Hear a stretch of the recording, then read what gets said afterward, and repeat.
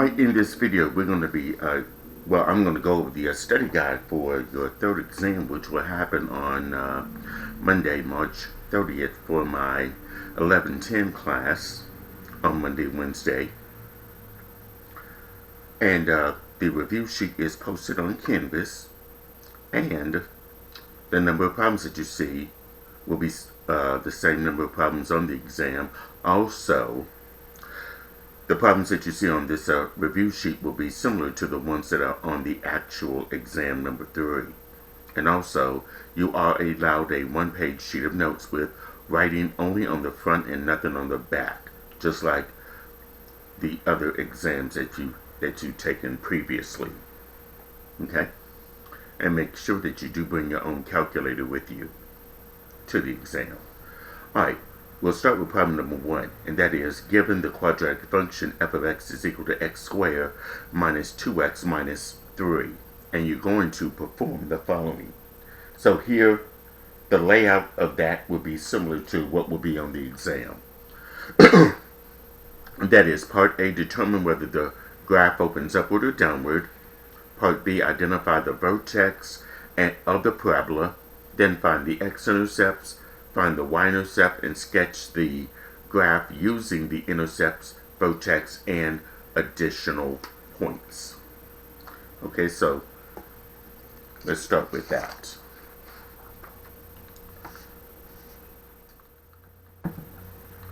So problem number 1, that's f of x is equal to x squared minus 2x minus 3.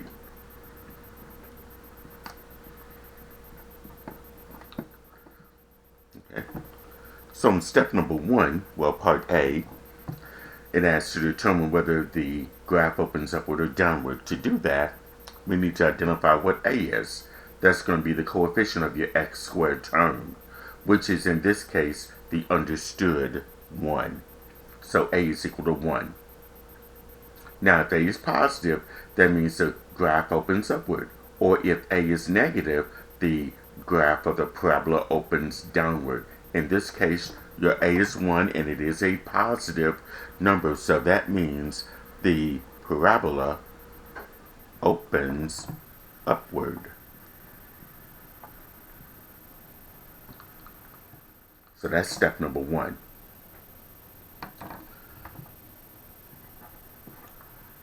Part A. Part B, identify the vertex of the parabola. Notice that it's written in general form. So we need to use x equal negative b over 2a to find the x coordinate of the vertex, and then we need to substitute that x value into f of x to find the y coordinate of the vertex. So in this case here, I already know what a is. It's going to be 1. And I know what b is. The b is the coefficient of your x term. That's negative 2. So this is where we use x equal negative b over 2a. So the b is negative 2, so I'm going to bring over this negative, substitute the b with negative 2, so that's negative over negative 2, divided by 2 times a, which is 1. Well, the opposite of negative 2 is 2. 2 times 1 will be 2. 2 divided by 2 is 1. So the x coordinate of that vertex is going to be 1. And now we're going to take that 1, which is what x is, and substitute it for x in f of x. So this is what we're going to have. F of negative 1. No, f of 1. Not negative 1.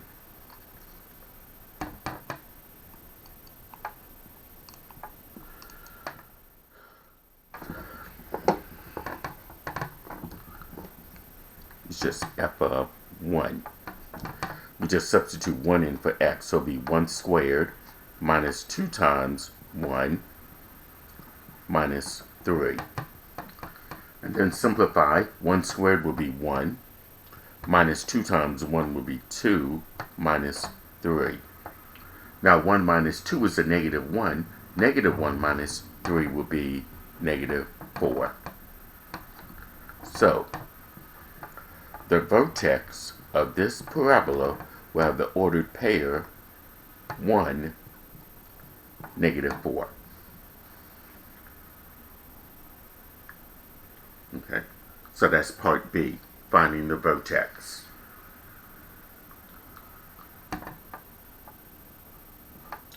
Now part C, find the X-Intercepts.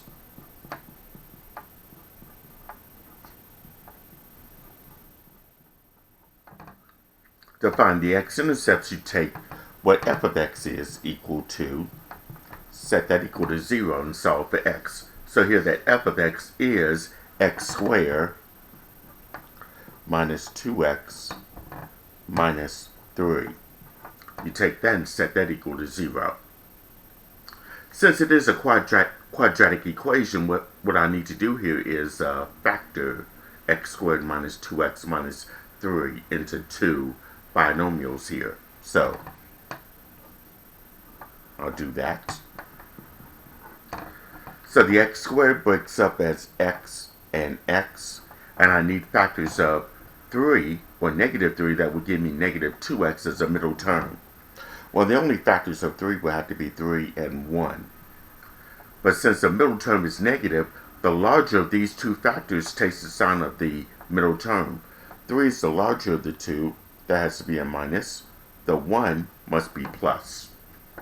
So in this case, I get x minus 3 times x plus 1 equal to 0. And then we set each binomial factor equal to 0 and solve for x. So this means x minus 3 is equal to 0, and x plus 1 is equal to 0. And then for each equation, we'll solve for x. So for the x minus 3 equal to 0, if I add 3, that means x is equal to 3. And then for x plus 1 equal to 0, if I subtract 1, you'll get x equal negative 1. These two x values represent the x-intercepts. And as an ordered pair, this will be 3, 0. And this will be the ordered pair negative 1, 0.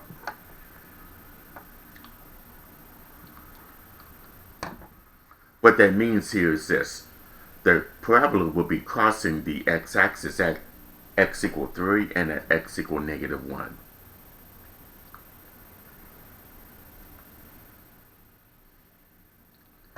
And then part D is finding the Y-intercept.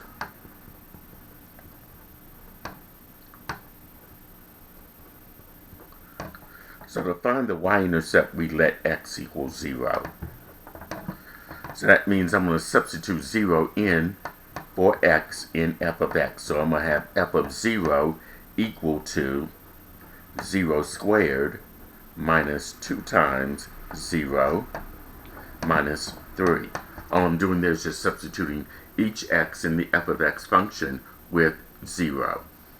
So that means I got 0 from 0 squared minus 2 times 0, that's 0, minus 3. Well, 0 minus 0 is 0. 0 minus 3 is negative 3. So the y-intercept is the ordered pair 0 and negative 3. And now I'm going to take all this information, sketching the graph, using those intercepts, the vertex, and some additional points that I might need. So this will be part E up here, which is the graph. Okay. So here, the vertex is 1, negative 4. Use a different color. So that means I'm going to go to the right 1 and down 4 and draw that point, because that's going to be the lowest point that this graph will ever be before it starts to turn upward. And my x-intercepts are, in this case, 3, 0 and negative 1, 0. Okay? 3 zeros over here to the right 3 on the x-axis. We'll draw that point. And negative 1, 0, I go to the left 1 draw that point, it's also on the x-axis. And then my y-intercept is 0, negative 3. So I'm going to stay at 0 but go down 3. Now I didn't ask for this in the video here and on the review sheet. The axis of symmetry. The axis of symmetry is always going to be the vertical dotted line going through the vertex and crossing the x-axis at whatever that x value is. In this case, the x is equal to 1. So what I'm going to do here is draw a vertical dotted line going through the x-axis at 1. And it also crosses the vertex as well. So that green line represents the axis of symmetry. Now, here's the additional point that I'm going to use here.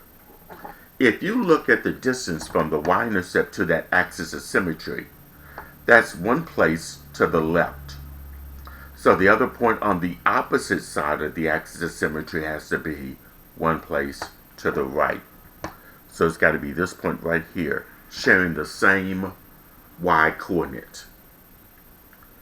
So these are all the points that I need to make a graph of this parabola.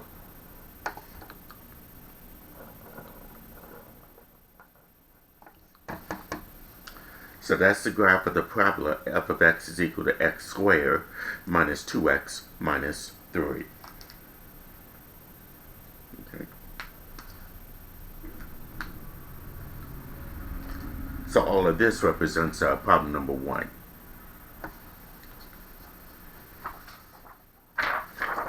Okay, now problem number 2.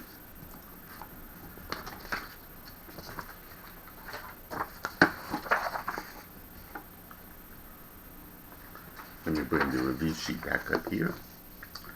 You're given the quadratic function f of x is equal to negative 4x squared plus 160x minus 600, and you're going to perform the following. In part A, you're going to determine without graphing whether the function has a minimum value or a maximum value. And part B, find the minimum or maximum value and determine where it occurs. In part C, identify the function's domain and range. Okay, so here we go.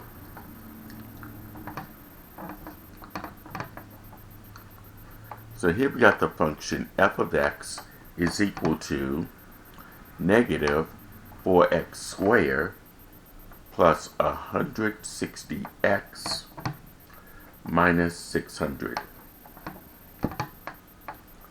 And in part A, we're going to find out whether the function has a minimum value or a maximum value without doing any graphing. So we just need to identify what A is. That's the coefficient of your x squared term. And in this case, it is negative 4.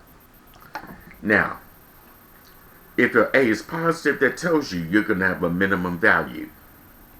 If your A is negative, that means you will have a maximum value. And in this case, your A is negative 4. That tells me I have a maximum value for this function. A maximum value.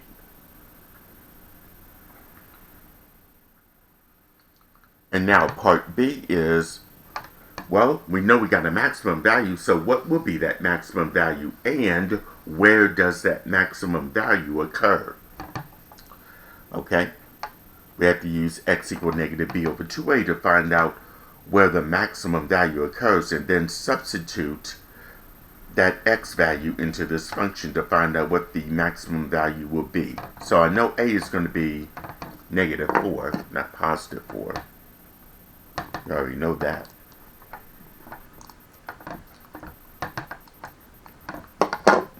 Okay.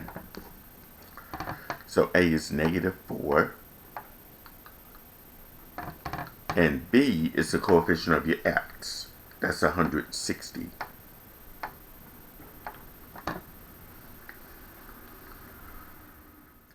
in this case here, we have to use x equal negative b over 2a. And your b is 160, so I got negative 160 divided by 2 times a, which is negative 4. So here we got negative 160 divided by 2 times negative 4, which is negative 8. And then if I do negative 160 divided by negative 8, that will give me 20. So your x equals 20. That means that the maximum value occurs when x is equal to 20. So now what is that maximum value going to be? Okay. That's where we substitute each x in the f of x function with 20. So this will be negative 4 times 20, and that's squared, plus 160 times x, which is 20, minus 600. Now I'm going to go ahead and do this on the calculator here. Excuse me. So here we got negative 4. And then in parentheses, you can enter it like that. And then 20, close parentheses, and then x squared plus 160. And then parentheses, 20 for 160 times 20 minus 600. And you enter it like that, and then hit enter. You'll end up with 1,000.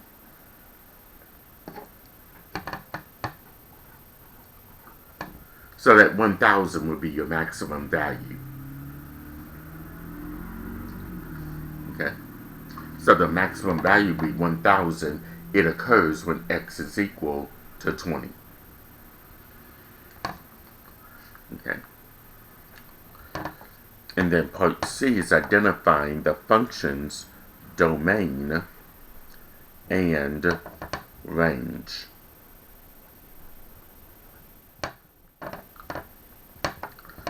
Alright, the domain is this. Since it is a quadratic function, any x value that you assign to it, you're always going to get an f of x value for it. So that means this domain in interval notation would be negative infinity to infinity. And you'll have to give the domain and the range in interval notation. Okay? Now for the range, that's a set of all y values. The highest y value that it would ever reach is 1,000. We already know is the maximum value. Okay? So that range is going to be from negative infinity up to the maximum value of 1,000. Now, had it been a minimum value, then your range would be that minimum value itself onto infinity. But in this case, the maximum value that we would get for that function is 1,000. So that's why it's negative infinity up to 1,000. Okay. So that's problem number 2. All right, number 3. Use the leading coefficient test to determine the end behavior of each polynomial function. Okay? And there are 2 parts A and B.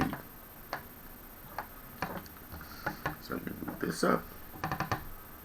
In part A, you got f of x, and that's equal to x to the 5th plus 17x cubed minus 11. And here I want to find the end behavior of that particular polynomial function. Okay, there are 2 things I need to know. I need to know what n is and what a sub n is going to be. The n is the degree of the polynomial function, which is, of course, the highest exponent of that polynomial function. Here the highest exponent is 5. A sub n is the leading coefficient, which is the coefficient of the variable to the highest exponent. If the highest exponent here is 5, its coefficient has to be that understood 1. And now we look at n to determine whether it's even or odd. And then look at a sub n to determine whether it's positive or negative. That will give you the leading coefficient. Okay? N is odd, is 5. A sub n is a positive number, is 1. So that means the behavior of that would be this. That's going to be f of x. It will, in this case, fall to the left and rise to the right.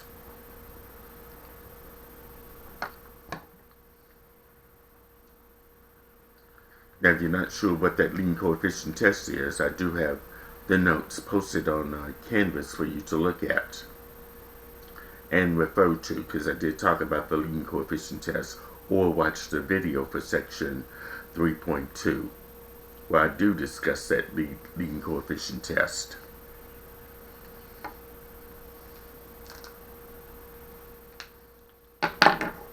Alright, now part B.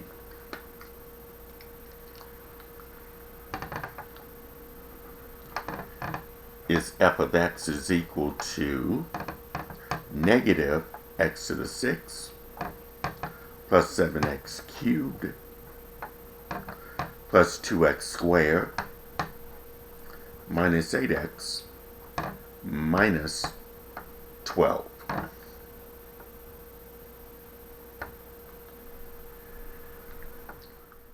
And I want to find out what the end behavior is for this particular function. Well, the n, of course, is the highest exponent. In that particular function, it is 6. A sub n is the leading coefficient or the coefficient of the variable to the highest power. In that case, negative 1. Now let's look at n. N is equal to 6. That's even. That's an even power. A sub n this time is negative 1. That's negative. So that means with an even power and a negative leading coefficient, the graph of f of x will fall to the left and to the right.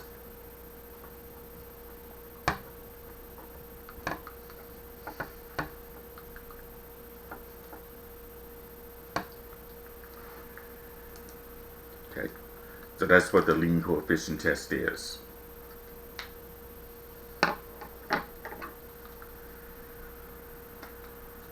So that's problem number 3.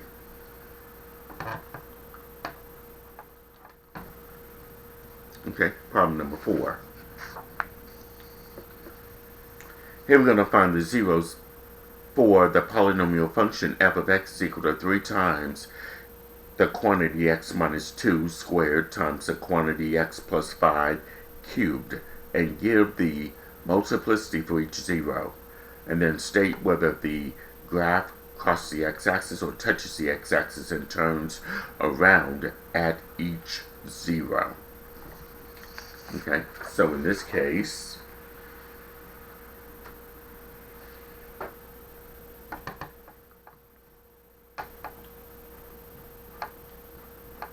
I'll write this down. F of x is equal to 3 times x minus 2 quantity squared times x plus 5 quantity cubed.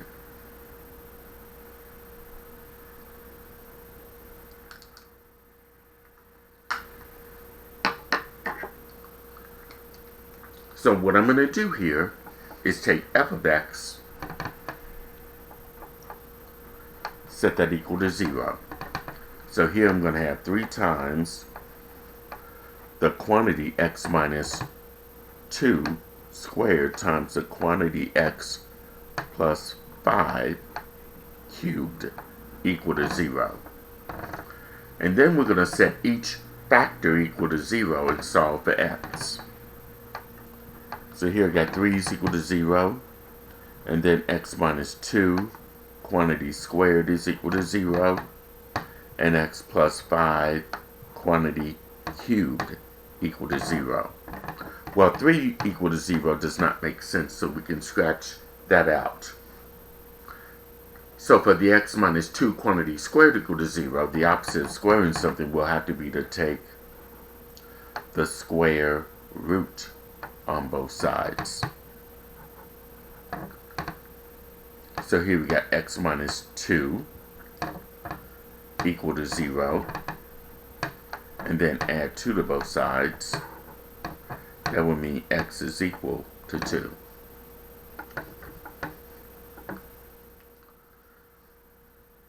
And then for x plus 5 quantity cubed equal to 0, the opposite of cubing something would be to take the cube root.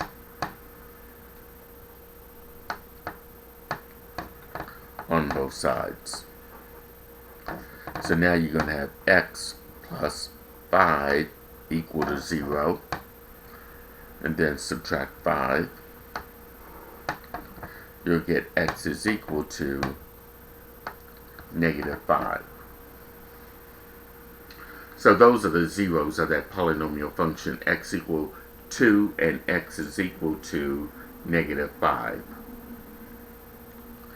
Now we need to state their multiplicities here. I'm going to do this off to the right side. Well, x equal 5. Let's just say x equals 2. Let's start with that.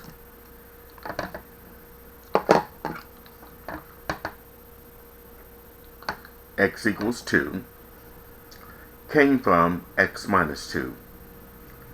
The exponent for the x minus 2 is 2. So that means x equals 2 has a multiplicity, and I'm abbreviating, of 2. And then for x equal negative 5, well, that x equal negative 5 came from x plus 5. The highest exponent, the exponent for that is 3. So in this case here, x equals negative 5 has a multiplicity of 3. And from those multiplicities, we can determine whether the behavior of each of those zeros here. For x equals 2 with a multiplicity of 2, that multiplicity is an even multiplicity. So what's going to happen here is that at x equals 2, the graph of f of x crosses, not cross, it's even multiplicity. It's going to touch the x-axis. That's what it's going to do. Touches the x-axis.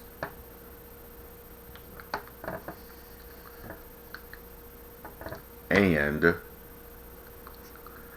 turns around.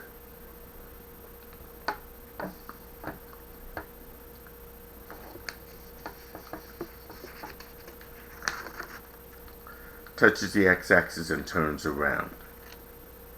But for x equal negative 5, with a multiplicity of 3, that multiplicity is odd.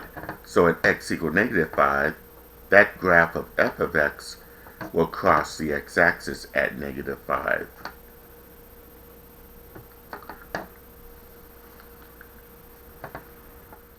Okay. So that's how we find the zeros of the polynomial function, state the multiplicities, and determine what the behavior is at that particular zero. Okay. So that's problem number 4. Okay, problem number 5 is using synthetic division to divide the following. Here we got x to the 4th minus 30x squared minus 5x plus 90 divided by x plus 5.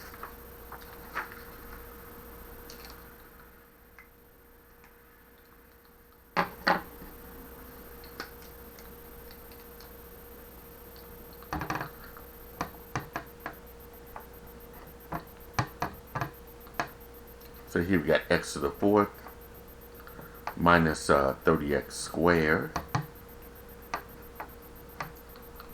minus 5x plus 90. And that's divided by x plus 5. Okay, so here, the way we're going to do that is set up the synthetic division. Take our divisor of x plus 5, set that equal to 0. To find out what that divisor of the synthetic division is going to be. So, if I solve for x, that would mean x is equal to negative 5. So negative 5 will be the divisor in the synthetic division. Now I need to look at my dividend. That's this right here. Notice that I'm missing an x cube term. So, I need to compensate that with a 0 coefficient. So, the highest exponent is x to the 4th. I need a coefficient for x cubed, and then for x squared, then for x, and then the constant term. Well, for the x to the 4th, I do have a coefficient of 1. For x cubed, there is no x cubed term, so I need a 0 coefficient for that. For the x squared, is negative 30. For the x, negative 5. And for the constant term, 90.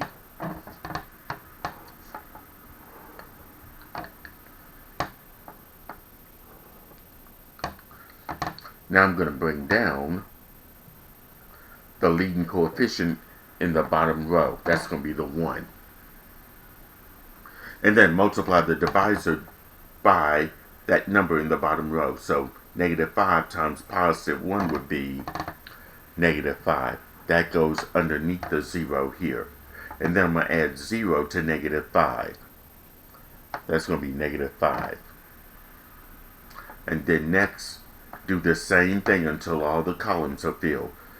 Take that negative 5, multiply by the divisor of negative 5. That's going to be 25. That 25 goes underneath the negative 30, and I'll add negative 30 and 25 together to get negative 5.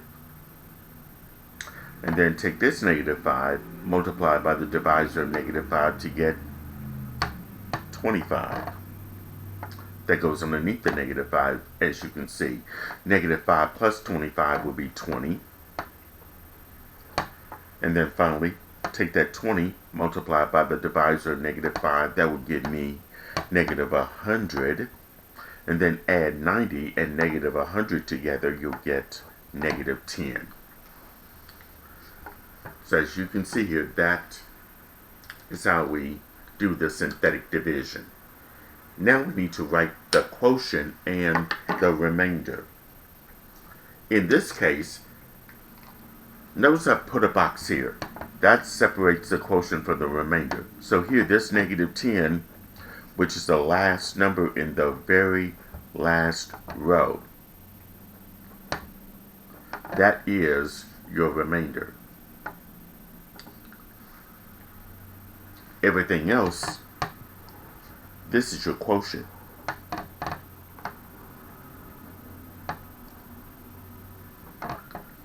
So here, this 20 will be the constant term. This negative 5 in front of it would be the coefficient of x. The negative 5 in front of that would be the coefficient of x squared. And the 1 in front of that would be the coefficient of x cubed. Now keep in mind your quotient is always going to be one exponent less than the highest exponent in your dividend. Okay, so here I'm going to have 1x cubed, or just plain x cubed, minus 5x squared, and then minus 5x, then plus 20. Now the remainder is negative, so I can write that as a minus 10, and that's going to be written over the divisor of x plus 5. So this is what your quotient and remainder will be x cubed minus 5x squared minus 5x plus 20 minus 10 divided by x plus 5. Okay. So that's problem number 5.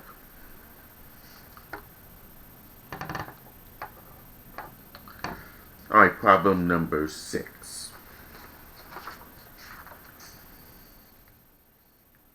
Is use synthetic division and the remainder theorem to evaluate f of x equal to x cubed plus 4x squared minus 3x plus 27 for x equal negative 5.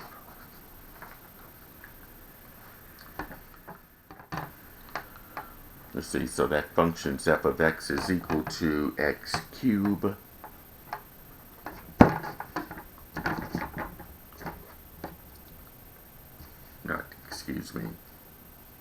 f of x equal to x cubed plus 4x squared minus 3x plus 27.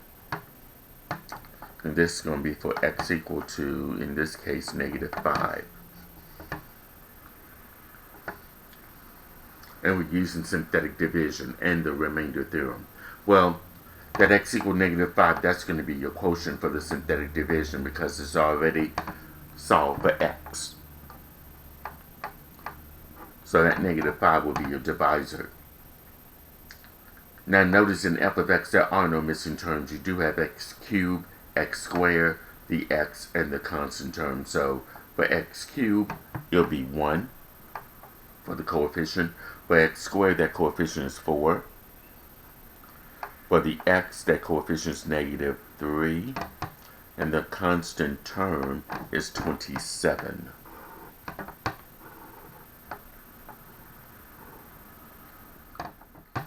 Now we're going to bring down the leading coefficient in the bottom row. That's the 1. And that 1 will be multiplied by the divisor of negative 5. So negative 5 times 1 will be negative 5. And then 4 plus negative 5 would be negative 1. And that negative 1 will be multiplied by the divisor of negative 5. So negative 5 times negative 1 will be positive 5. And then add negative 3 plus 5, you're going to get 2. And then that 2 will be multiplied by the divisor of negative 5. So negative 5 times 2 would be negative 10. That goes here. And then negative 27 plus 10 would be 17.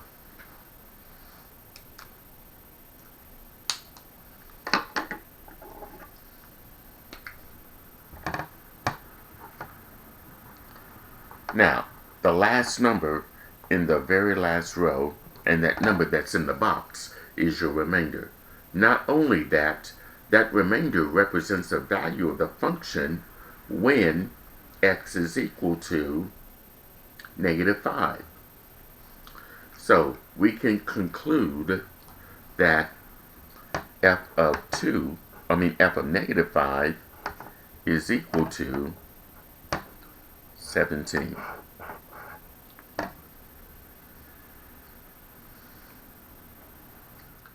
And that will be the final answer for that. F of negative 5 is equal to negative 17.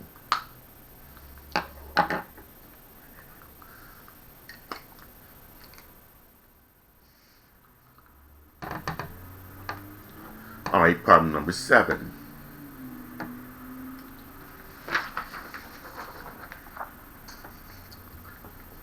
Is to find all the zeros of the polynomial function f of x is equal to x cubed minus 6x squared plus 3x plus 10, given negative 5 is a zero of the function.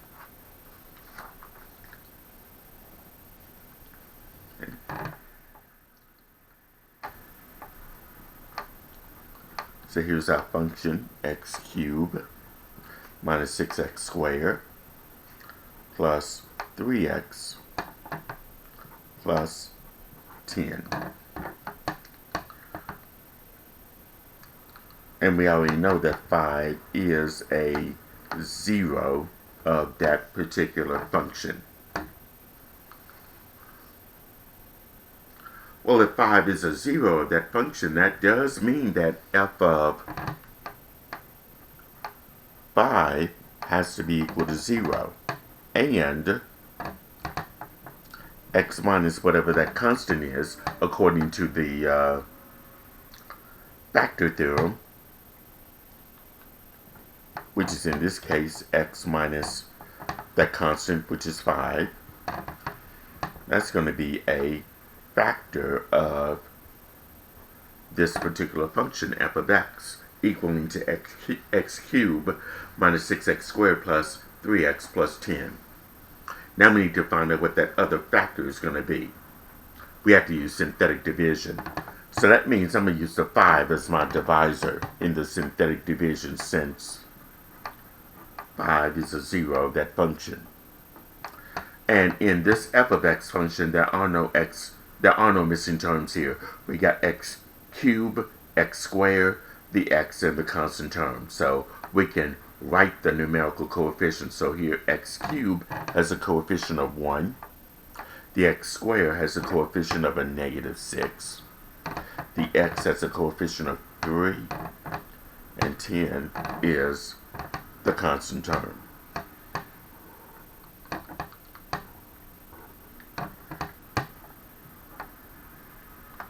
So bring down the 1, which is a leading coefficient in the bottom row. Multiply the 5 times 1, you're going to get 5. And then add -6 plus 5, you're going to get -1. And then multiply 5 times this -1, that's going to be -5. Add 3 and -5 together, you're going to get -2. And then finally 5 times -2 would be -10. 10 plus -10 would be 0. And I would expect to get a 0 because I know that 5 is a 0 of that particular function.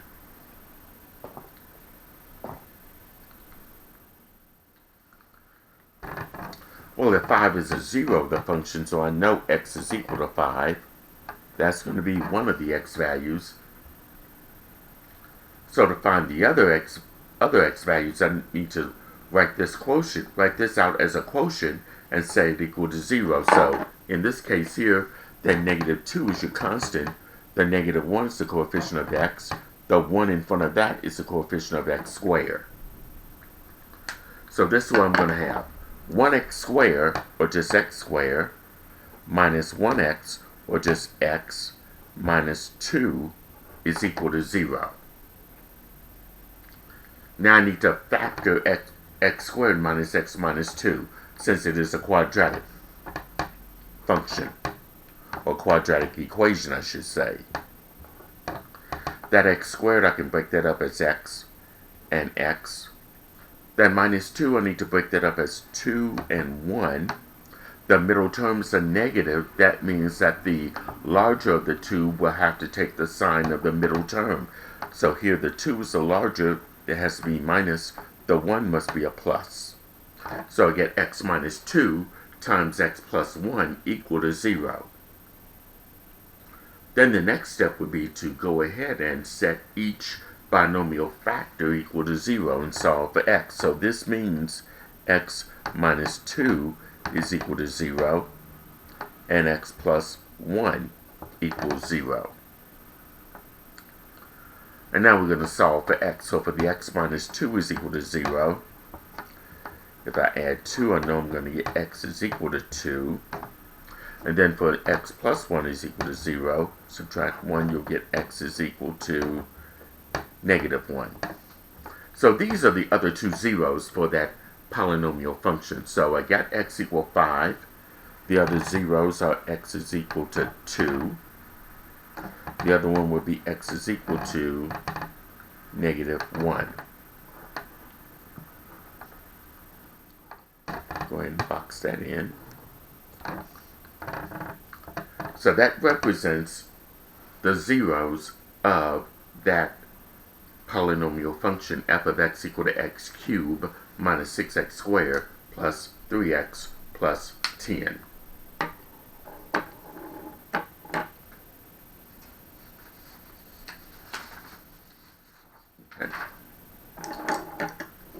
Okay, now problem number 8.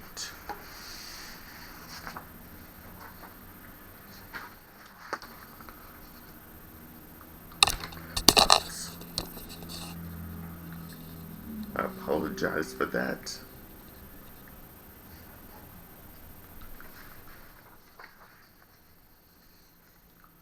Don't like it when that happens. Problem number 8, you're going to follow the 7 steps to graph the rational function f of x equal to 4x squared divided by x squared minus 9. Okay.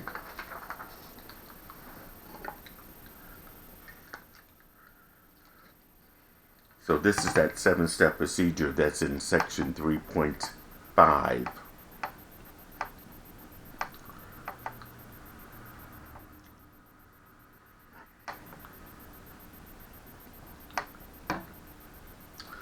So here's the function f of x equal to 4x squared divided by x squared minus 9. Okay. So the first step will have to be to determine whether or not you have symmetry.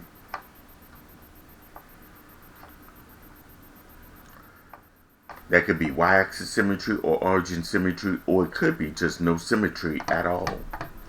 But you'll have to replace the x with negative x in that function.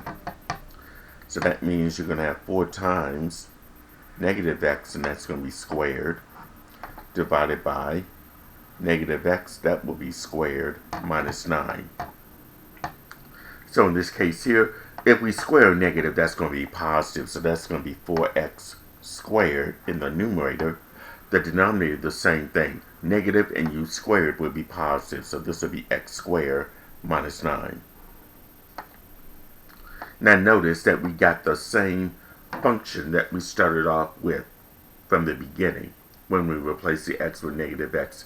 When that happens, that means that this particular graph will have y-axis symmetry.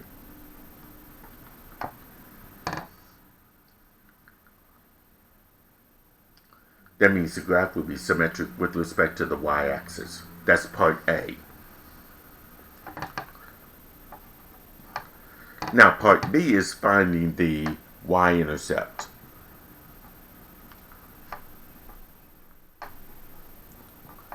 So we're basically just substituting 0 in for x.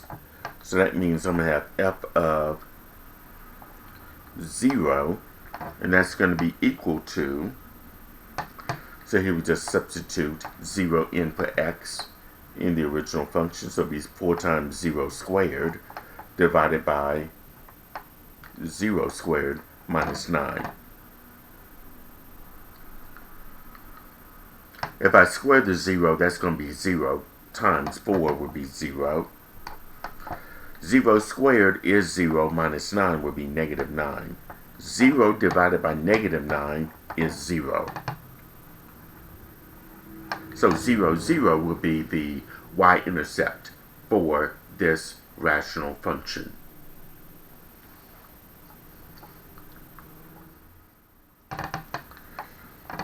Okay, and now part C, we need to identify the x-intercept. What is the x-intercept? Well, for a rational function, when we're finding the x-intercept, we take our numerator, which is 4x squared,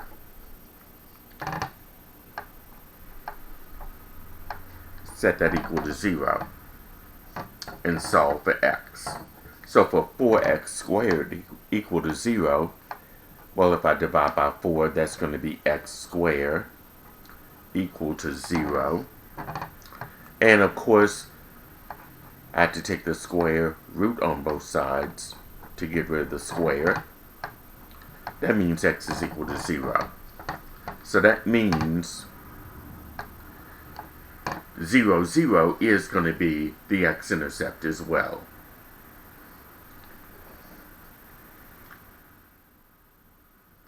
So that's part C. Let's see, now part D. I'll do that up here somewhere. Part D is identifying the vertical asymptotes.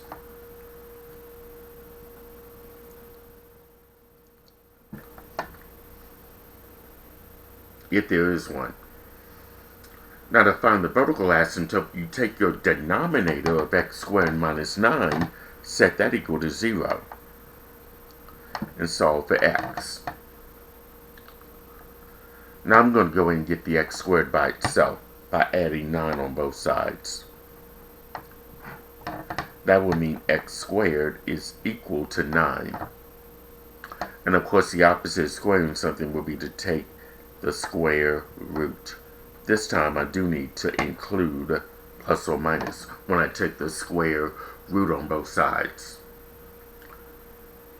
when I'm dealing with a non-zero number. Well, the square root of x squared is x, equal to plus or minus the square root of 9 would be 3. So here I got two vertical asymptotes. X is equal to negative 3 and x is equal to positive 3. Those are going to be the two vertical dotted lines crossing the x-axis at those x values here. Negative 3 and 3. Part E is finding the horizontal asymptote.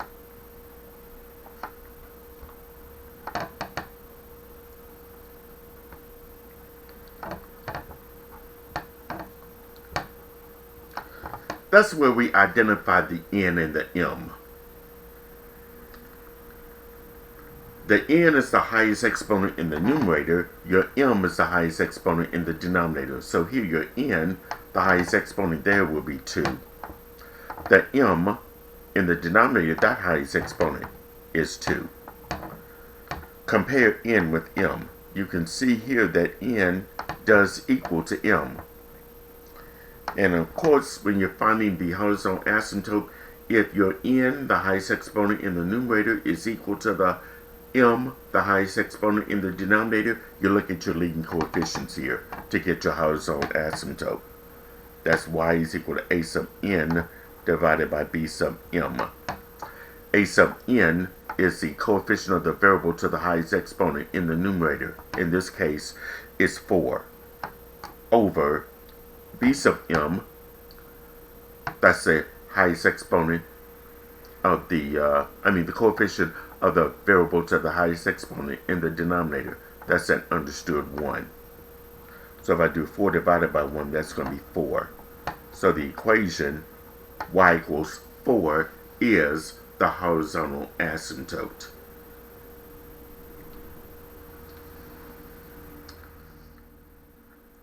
Let's see, part F, I think I can fit that here. That will be the table, which is going to be your x and f of x. And then part G would be graphing all of this. But I'm going to go ahead and get a head start by graphing what I've already have. In this case, I know what my Y-intercept is and X-intercept. They're both at the origin 0, 0. So I'm going to bring this down and just draw the point 0, 0. I have two vertical asymptotes. I'm going to bring that down. X equal negative 3 and x equal 3. So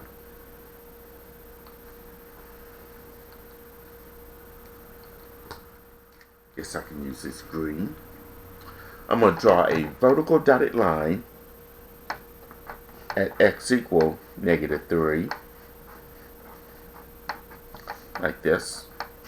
The other vertical dotted line would be at x equal positive 3, like this.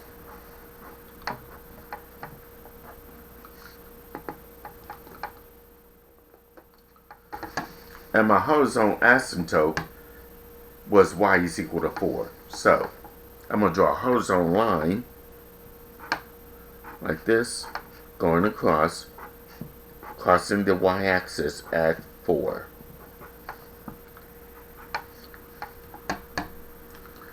Now here's what I'm going to do. To come up with my table, I'm going to select values between and beyond each vertical asymptote and the x-intercept. So like for that first vertical asymptote of x equal -3, I'm going to select values like -6, -5, -4. That will go into this table up here.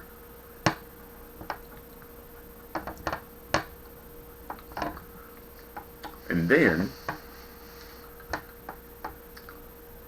to the right of -3, I'll select -2 and -1. Those will go into that table up here. And then, my x-intercept is at 0, 0, so I'm going to select x equal 1 and x equals 2.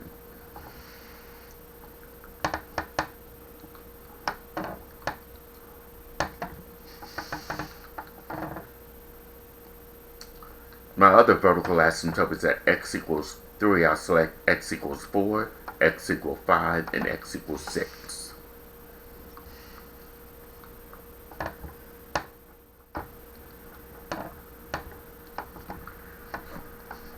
And this is where I'm going to use my graphing calculator to type in this particular function here.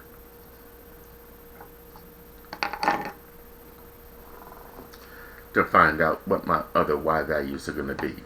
So in this case here,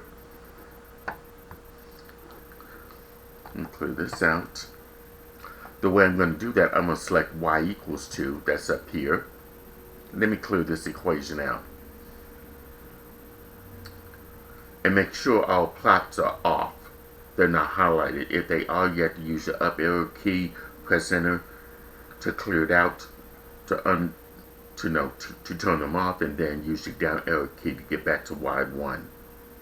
Now the numerator and the denominator I'm going to put in parentheses. So for that 4x squared, I'm going to do left parentheses and then type in the 4.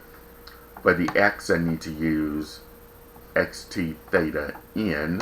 That's this button right here, right below the mode key, to type in the x. And then for the x squared, that x squared button on the left side gives you the exponent of 2. So you need to do xt theta for the x, and then x squared for the square. Then close parentheses, divided by, the denominator will be in parentheses, so I need to use the left parentheses, get the x using xt theta n for the x, and then hit your x squared button on the left side, minus 9. And then close parentheses. Okay. And then next we're going to do press the second and then graph. Second graph gives us the table. Now in this case, my lowest x value is -6, so I need to use my up arrow key. And I'm going to round these off to one decimal place. So like for x equal -6, that's going to be 5.3 approximately. And then for x equal -5, I'm going to use that 6.25 since I know 0.25 is 1/4. And then for -4, be approximately 9.1. For -2, that would be -3.2. For now notice for the x equal -3, that's your error. You got error. That's your vertical asymptote. -2 was -3.2. For -1, that's -0.5. For x equal 1, well, 0, 0, let me explain that. That's your x and y intercepts there. For x equal 1, that's -0.5. And at 2, -3.2. And at 4, at 3, you got error. That's your other vertical asymptote. but at 4, approximately 9.1. Now I'm going to use my down arrow key to get to x equals 5 and x equals 6. As you can see, for x equals 5 is 6.25. And then for x equals 6 is 5.3. Okay. Now, if you notice that x equals -6 and that x equals +6, you came up with the same f of x value. That tells me that this graph will be symmetric with respect to the y-axis. Okay. So now let's graph these points. So I need to pull this paper down a bit so that way you can see what I'm about to do here.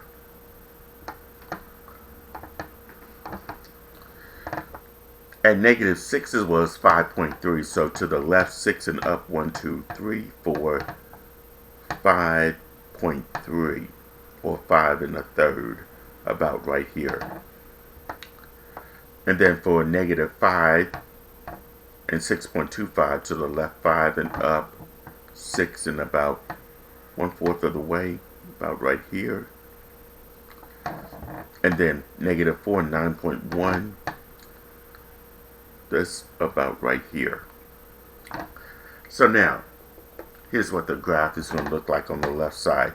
If I come up, it's going to approach the first vertical asymptote like this, but it's never going to cross it. If I come down this way, it'll be approaching the horizontal asymptote like this, but it'll never cross it.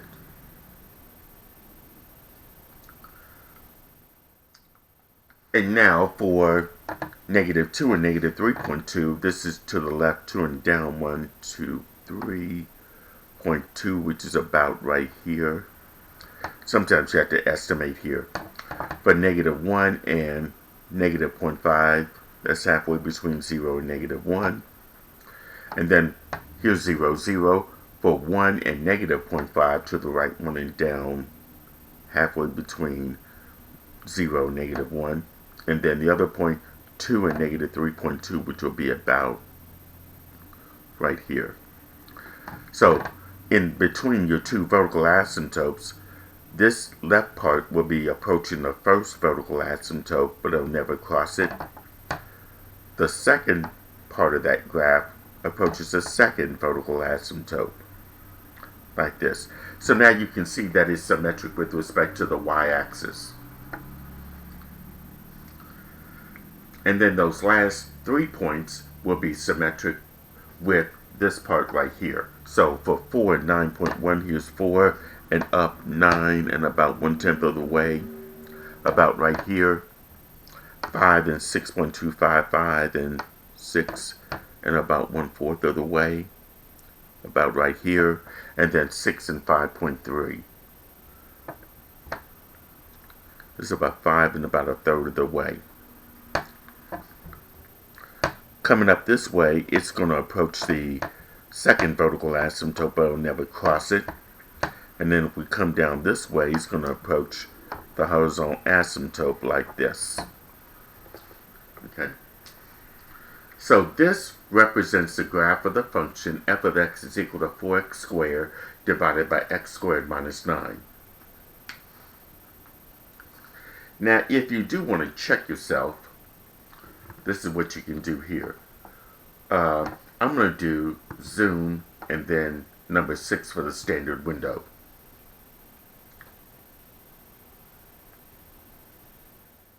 That's what the graph would look like. Okay. So that's all of that was problem number 8. Okay, and finally, problem number 9.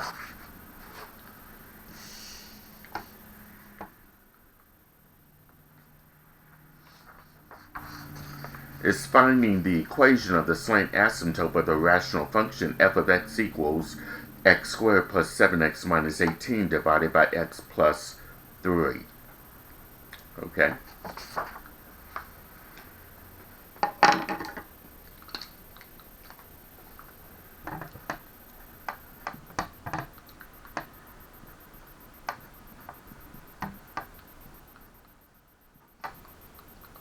x squared plus 7x minus 18 divided by x plus 3. That's your rational function f of x. And I want to find the equation of the slant asymptote. Okay, so now we can see that the numerator, the highest exponent in the numerator, is one more than the highest exponent in the denominator. So we do have a slant asymptote. And I see I have x plus 3. I'm going to use synthetic division here. So I'm going to take that x plus 3, set that equal to 0, and then subtract 3 on both sides. You'll get x is equal to negative 3. Here I'm setting up the synthetic division. So that negative 3 will be the divisor in your synthetic division here. The numerator, which is your dividend, has no missing terms. I got x squared, the x, and the constant term. So I can go ahead and write the numerical coefficient. So for the x squared, the numerical coefficient is 1. For the x, the constant term is 7. And then negative 18 is the coefficient of x is 7. The constant term is negative 18.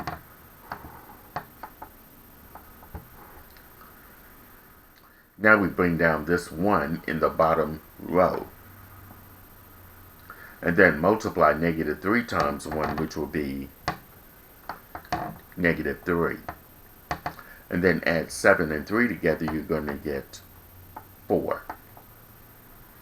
And then multiply that 4 times that divisor of negative 3, that's going to be negative 12. And then negative 18 plus negative 12 will be negative 30. Okay, now, as you recall, the last number in the last row is your remainder. We drop the remainder when we're finding the equation of the slant asymptote.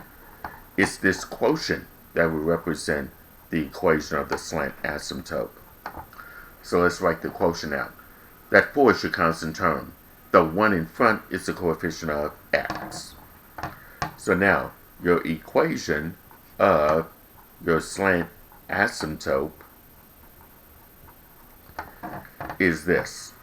Y equals. You must have y equal to, because the slant asymptote is the equation of a line. And a line has y equal to whatever. In this case, it'll be y is equal to 1x, or just plain x, plus 4. Now I will warn you, if you leave off the y equal to in your equation for that slant asymptote, you will lose points for that particular problem. So make sure that you have y equal to whatever that quotient is as your final answer for the equation of that slant asymptote. Okay? Alright, so that's going to conclude this review for exam number 3, which will happen, your exam number 3 will be administered in class on March 30th. So you have this week, the rest of this week, and spring break to prepare for this exam.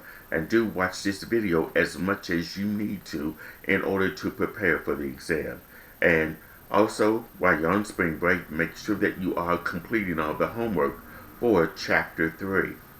Because I will be sending another email by the end of this week. Please feel free to email me if you have any questions about any of the problems that are discussed in this video. Okay? Thanks for listening. Thanks for watching. And good luck.